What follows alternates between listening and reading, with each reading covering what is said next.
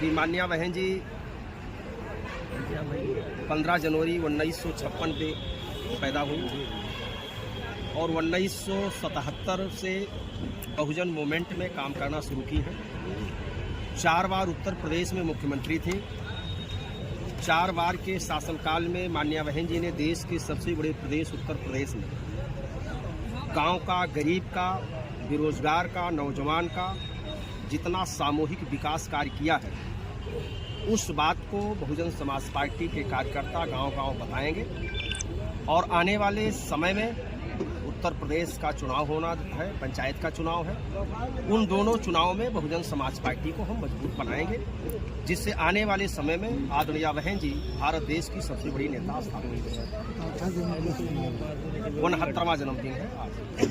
मिल्कीपुर में चुनाव भी हो रहा है, उसको लेके आपके कोई प्रत्याशी उतरा में क्या कहेंगे? देखिए, अभी आपको पता होगा कि 1 महीने पहले उत्तर प्रदेश में कई सीटों पर चुनाव हुए। उस उपचुनाव में मैंने अपने अभी वक्तव्य में कहा कि भारतीय जनता पार्टी की जो सरकार है, वो जितने संवैधानिक संस्था हैं, सभी संवैधानिक संस्थाओं पर अपना कार्यकर्ता नियुक्त करके पूरी तरीके से हाईजैक कर लिया। चुनाव आयोग तो दिखावे के रूप में है, विरोधी दलों के ऊपर डंडा बरसाने के लिए। भारतीय जनता पार्टी के कार्यकर्ता, उनके लोग जितना नंगा नाच उपचुनाव में नाचे हैं, हमारी जो विधानसभा गोसाईगंज उसके सटी हुई हमारी पुरानी विधानसभा कटेहरी है, हमने जहां से पहले राजनीति शुरू किया था, उस विधानसभा में उपचुनाव था। कटेहरी विधानसभा अंबेडकर नगर जिले में आता है। अंबेडकर नगर जिले का जिलाधिकारी, एसपी सहित जितने प्रशासनिक अधिकारी थे, विरोधी दल के संगठन में जितने पदाधिकारी थे, उन सभी पदाधिकारियों को दूरभाष पर वार्ता करके अपने कार्यालय पर बुला लेना, उनके गांव में जाके आंगनबाड़ी कार्यालयों पर या प्राइमरी स्कूलों पर वोटर लिस्ट दुरुस्त कराने का बहाना लेकर के वहां पे लोगों को बुलवाते थे। और भारतीय जनता पार्टी के अलावा विभिन्न दल के कार्यकर्ताओं को पूरा धमकी दिया जाता था कि अगर आप वोटिंग के दिन वोट डालने निकलेंगे तो मैं आपको लठ मार के जेल भेज दूंगा। बड़े पैमाने पर गुंडागर्दी हुई। आप सांसद से, विधायक से, मंत्री से, कैबिनेट मंत्री से तो लड़ सकते हैं, लेकिन जब जिलाधिकारी एक पार्टी का कार्यकर्ता बन करके काम करेगा तो वो लड़ना संभव नहीं है। और पूरे चुनाव भर हम सब लोग चुनाव आयोग से शिकायत करते रहे, लेकिन एक भी शिकायत को संज्ञान में लेने का चुनाव आयोग काम नहीं किया। यही स्थिति अगर 2027 में रही तो क्या चुनाव नहीं होगा? देखिए, 2027 आम चुनाव है। उपचुनाव में सत्ता गुंडागर्दी करती है। मैं उपचुनाव की बात हमारी नेता ने कहा है, आम चुनाव की बात नहीं किया। आम चुनाव तो आपके दिल्ली में हो रहा है। बहुजन समाज पार्टी अकेले दम पर सभी सीट पर चुनाव लड़ रही है। आम चुनाव बहन जी ने कहा कि अगर संविधान के तहत अगर चुनाव आयोग निष्पक्ष चुनाव नहीं करा रहा है तो बहुजन समाज पार्टी इस उपचुनाव नहीं लड़ेगी।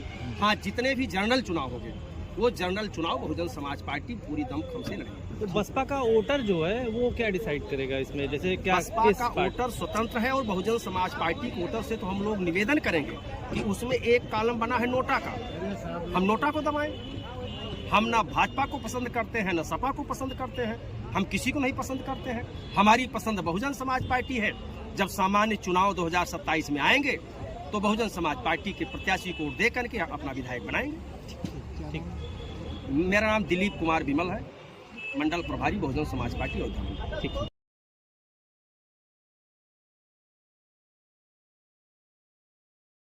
पूरे देश में और जो समाज के लोग हैं, बहुजन समाज के विदेश में, जो माननीय बहन जी को नेता मानते हैं, पूरी दुनिया में बड़े हर्षोल्लास के साथ, खास करके उत्तर प्रदेश में बहन जी का जन्मदिन पूर्व की भांति बड़े हर्षोल्लास के साथ हमारे कार्यकर्ता जिला जिला यूनिट और पूरे यूपी में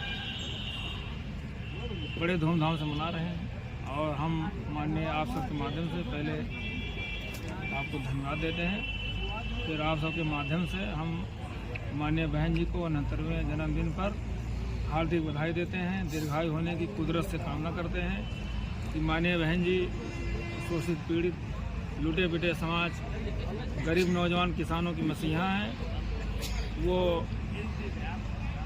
अभी लंबी उम्र की कामना हो उनकी। हमारे कार्यकर्ता ये चाहते हैं बहन जी लंबी उम्र तक जिए और आने वाली 2027 में हम लोगों ने संपर्क लिया है। हम लोगों ने 2027 में संकल्प लिया है कि माननीय बहन कुमारी माया